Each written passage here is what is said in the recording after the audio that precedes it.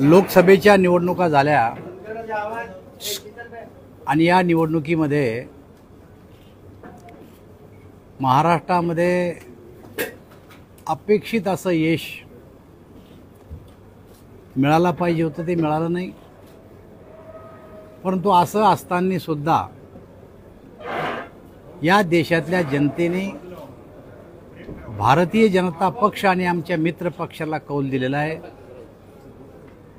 आणि देशाचे प्रधानमंत्री नरेंद्रभाई मोदी हे तिसऱ्यांदा पंतप्रधान झालेले आहे। परंतु काँग्रेसवाले आम्हाला पूर्णपणाने बहुमत मिळालं नाही म्हणून आनंद व्यक्त करतायत। परंतु इंडिया आघाडीमध्ये जेवढे काही सगळे राजकीय पक्ष एकत्र येऊन मोदीजीचा सामना त्यांनी केला, त्यांचे सगळ्यांचे मिळून जेवढे कोणी खासदार निवडून आले नाही तेवढ्यापेक्षा जास्त खासदार भारतीय जनता पक्षाचे निवडून आले आणि या देशामध्ये भारतीय जनता पार्टीचं सरकार बनलं। जवळपास ऑक्टोबर सप्टेंबरमध्ये महाराष्ट्रामध्ये विधानसभेच्या निवडणुका आहेत। लोकसभेच्या निवडणुकीतून आता विधानसभेच्या निवडणुकीला कार्यकर्त्यांनी कामाला लागावं, यासाठी मी माझ्या लोकसभा मतदारसंघाचा दौरा करून मी मराठवाड्याच्या दौऱ्यासाठी आलेलो आहे। आज मी नांदेडला आलो, लातूरला जाणार आहे, धाराशिवला जाणार आहे, बीड मार्गे जालना संभाजीनगर नंतर मी हिंगोली आणि परभणीला जाऊन मराठवाड्यातल्या कार्यकर्त्याला आगामी ज्या निवडणुका आहेत त्या निवडणुकीसाठी तयारीला लागावं, यासाठी आम्ही अशा प्रकारच्या बैठका घ्यायला सुरुवात केली। आणि मला असं वाटतं की लोकसभेच्या निवडणुकीमध्ये जरी काही प्रमाणात मतं आम्हाला कमी पडले असतील, साधारणतः 2,48,00,000 मतदान भारतीय जनता पार्टीला झालेलं आहे आणि 2,50,00,000 मतं हे इंडिया आघाडीला पडलेले आहे।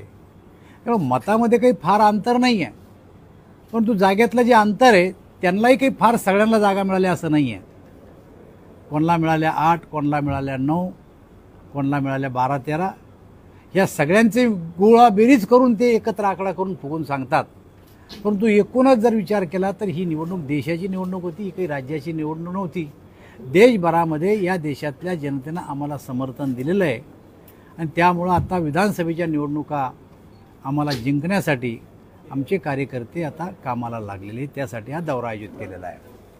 काय नेमके फॅक्टर हे झाले की ज्याच्यामुळे महाराष्ट्रात तुमची इतकी पडझड झाली? हे बघा, राजकारणामध्ये अनेक कारणं पराभवाला असतात, पराभवाला एक कारण कधीच नसतं आणि त्यामुळे वेगवेगळ्या कारणांना वेगवेगळ्या गोष्टीनं मतदारांना जो कौल दिला तो आमच्या बाजूना दिला, याचा अर्थ त्यांच्याच बाजूनं सगळा दिला असा बी होत नाही। परंतु आता हा जनादेश आहे तो आम्ही स्वीकारला। जरांगे फॅक्टर हा जो एक महत्त्वाचा ठरला, कारण तो तुमच्याच मूळ जिल्ह्यातनं पुढे आलेला फॅक्टर आहे, तर तुम्ही तो समवू शकला नाही, ते तुमचं अपयश नाही का? मला असं वाटतं की कधी कधी असे काही मुद्दे येतात की ते मुद्दे कोण्या एकट्याकडून संपू शकत नसतात, त्याला सर्व राजकीय पक्षांनी एकत्र येऊन तो समाजाचा प्रश्न म्हणून त्याला सोडवण्यासाठी मदत करण्याची गरज असते।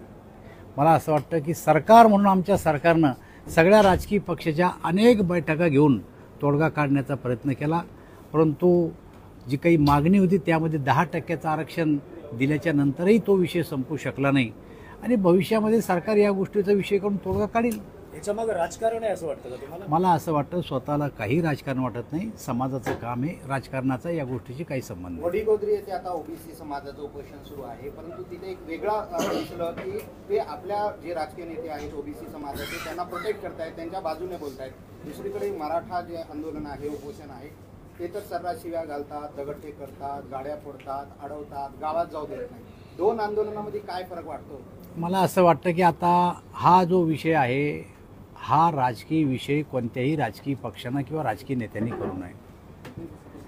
सर्व समाजाचे नेते, सत्ताधारी पार्टी आणि विरोधी पक्षाच्या लोकांनी एकत्र येऊन दोन्ही बाजू समजून घेऊन यातला मध्य काढला पाहिजे। आपण कितीही प्रेसमध्ये किंवा अन्य ठिकाणी त्याची चर्चा केली तर त्याचा मार्ग फक्त एकच आहे की सगळ्यांनी एकत्र येऊन हा विषय सोडवला पाहिजे. माझं म्हणणं असं आहे की ओबीसीचं जे काही उपोषण सुरू आहे ते राजकीय इन्फ्लुएन्स आहे. ओबीसी नेत्यांनी त्याला पाठबळ दिला असा आरोप होते, त्यामुळे त्यांच्या राजकीय नेत्यांना मला असं वाटतं की या विषयामध्ये मी जे सांगितलं तेच बरोबर आहे. कोणी कोणाला कसाही पाठिंबा दिला असला तरी त्यापेक्षा सगळ्या नेत्यांनी एकत्र येऊन हे सोडवलं पाहिजे. अशोक चव्हाणांसारखा दिग्गज नेता नांदेडमध्ये घेतला आपण. अशोक चव्हाणांसारखा दिग्गज नेता नांदेडमध्ये घेतला, त्यानंतरही पराभव झाला. आता जी बैठक घेतली त्यामध्ये कार्यकर्त्यांनी काय सांगितलं? ही बैठक कोणा निवडणुकीत काय केलं याच्यासाठी बैठक नव्हती. जे झालं ते झालं. जनादेश आम्ही स्वीकारला आणि हा जनादेश स्वीकारून आम्ही पुढच्या निवडणुका जे येतील आता विधानसभेच्या, जिल्हा परिषदच्या, पंचायत समितीच्या, महापालिकेच्या, त्यासाठी सगळ्यांनी कामाला लागलो. तर की अशोक चव्हाण सोबत आले म्हणून आमचं नुकसानही झालं नाही आणि अशोक चव्हाण नसतं तरी हीच परिस्थिती असते असं मला वाटतं. कारण ते काही एका मतदारसंघाचा विषय नाही आहे, काही अशोक चव्हाण साहेबाचा दोष आहे असं मी मानत नाही. सगळ्याच मतदारसंघात थोड्याफार प्रमाणात असा फरक झाला आहे.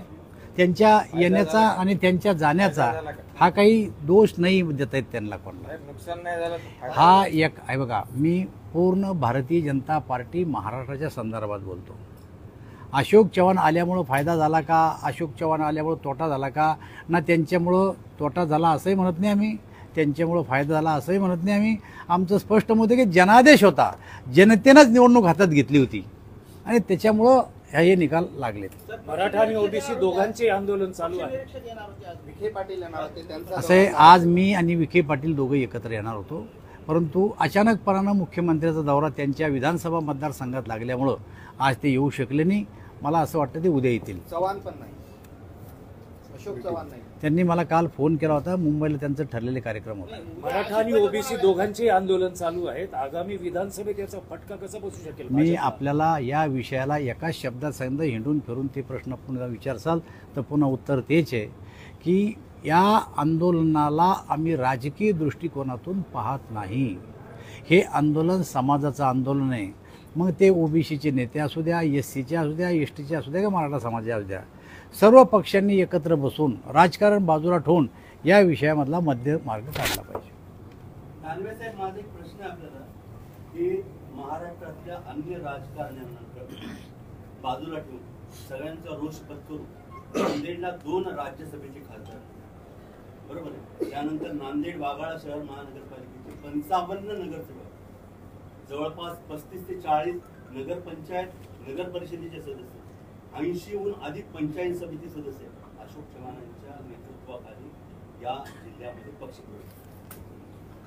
ही महापालिका त्यांच्या ताब्यात, जिल्हा परिषद त्यांच्या ताब्यात, असा असतानाही हा पराभव, म्हणजे सुरुवातीला ही एकतर्फी निवडणूक वाटत असताना हा पराभव का झाला? एक मराठवाड्यातले नेते म्हणून तुम्ही आम्हाला, मी 3 वेळेस खुलासा केला की पराभवाला एक कारण नसतं.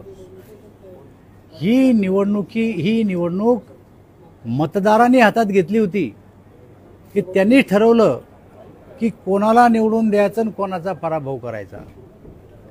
असं नाही आहे. मी ज्या मतदारसंघाचा खासदार आहे तिथं मी विरोधी पक्षात असताना 25 वर्ष जिल्हा परिषद आमच्या युतीच्या ताब्यात होती. मी 45 वर्षापासूनचा राजकारणात आहे. मी 26 निवडणुका लढल्या मारून तुमच्या पुढे बसेल आहे. जे प्रस्थ इथं तुम्ही अशोक चव्हाण साहेब सांगतात ते प्रस्थ माझं तिथं बी होतं, जिल्ह्यात बी होतं. मग आता तिथंही पराभव झाला माझा. मग तुम्ही असं विचारायचं का की एवढं सगळं असताना तुमचा पराभव का झाला? झाला. जनादेश आहे. लोकांनीच निवडणूक हातात घेतली होती आणि लोकांनी दिलेला आदेश आम्ही आता मान्य केला. का? त्यांच्यामुळेच का? मी पण माझ्या मतदारसंघातला तसाच आहे ना. त्यामुळं असे अनेक ठिकाणी पराभव झाले. ते मी सांगितल्याचे कारण आपलं. हवेतली भाजप आता जमिनीवर येईल का विधानसभेला? भाजप जमिनीवरच आहे. भाजप कधीच हवेत नसती, हवा बदलत असती. लोकसभेच्या निवडणुकीत जे घडलं तेच विधानसभेच्या निवडणुकीत होईल असं डोक्यातून काढून टाका. निवडणुकीच्या नंतर त्यांचा जर प्रवेश झाला असता भाजपमध्ये, आता पुढचे प्रश्न विचारा. आता चला, काही आहे? नाना पटोलेने गंभीर आरोप केलेला आहे की सरकार मराठा आणि ओबीसी मध्ये वाद लावत आहे. असं सरकारची भूमिका नाही अशी.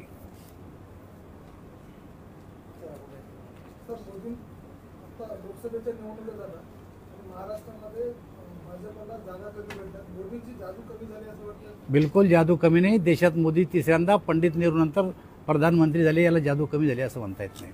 स्थानिक स्वराज्य संस्थेची जर निवडणुका पूर्वी झाल्या असत्या तर लोकसभेचं चित्र वेगळं राहिलं असतं का? सरकार या निवडणुका घ्यायला तयार होतं, पण कोर्टात त्या विषय असल्यामुळं, कोर्टात प्रलंबित असल्यामुळं त्या निवडणुका सरकार घेऊ शकलं नाही. लोकसभा निवडणुकीत जे वातावरण आहे आणि जे पडझड झाली ते आता विधानसभेत कसं त्याला हे करणार? नाही, भारतीय जनता पार्टीच्या कार्यकर्त्याला एकत्र करून पुन्हा कामाला ना विधानसभा जिंकू.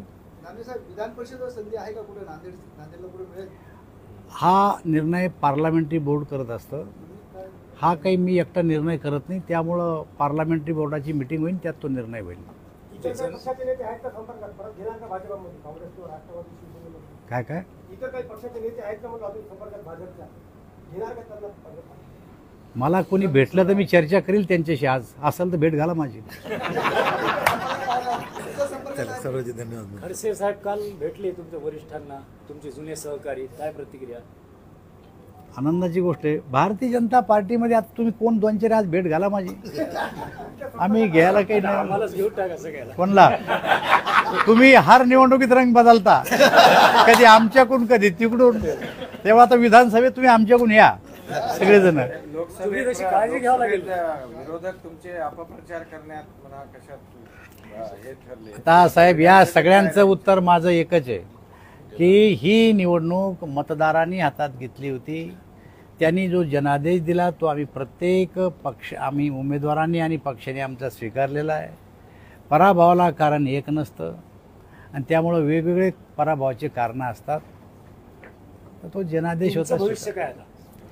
पक्षाचा कार्यकर्ता हे पद माझ्याकडं आहे आणि हे पद कोणीच काढून घेऊ शकत नाही. नाही, आता फडणवीस म्हणतात मला उपमुख्यमंत्री म्हणून नको आहे, प्रदेशाध्यक्ष करा. तुम्हाला काय वाटतं? तुम्हाला काय केलं पाहिजे? हे माझ्या मनावर नसतं राजा उपाय. नाही, तुमची इच्छा हो. माझ्या इच्छेचं काही प्रश्न, मी भारतीय जनता पार्टीचा कार्यकर्ता म्हणून कार्य करणार. मंत्रिमंडळ विस्तारात नांदेडला संधी मिळाली. अजून विस्ताराचं ठरल्याच्या बाद हा प्रश्न विचारा मला. चिखलीकरांना पोटी मोठी संधी पक्षामध्ये देणार. चिखलीकर भारतीय जनता पार्टीचे ज्येष्ठ नेते आहेत. मी पण नेता आहे. आम्हाला या संध्याच भेटल्या जातात लोकांमध्ये जायच्या. चला, धन्यवाद. 1 to 1 नाही, 1 to नाही बाईट. हेच दाखवा. अरे 1 to 1 कसं देणार? नाही, अरे एकाला त्याला सगळ्याला लागणार आहे. आता काय राहिलं? अरे जे नाही ते सारं विचारलं ना तुम्ही. माईक देतो. अरे नाही, आता प्रेस झाली. प्रेस लाईव्ह झाली, पण ते लाईव्ह मधून कट करता येत नाही साहेब.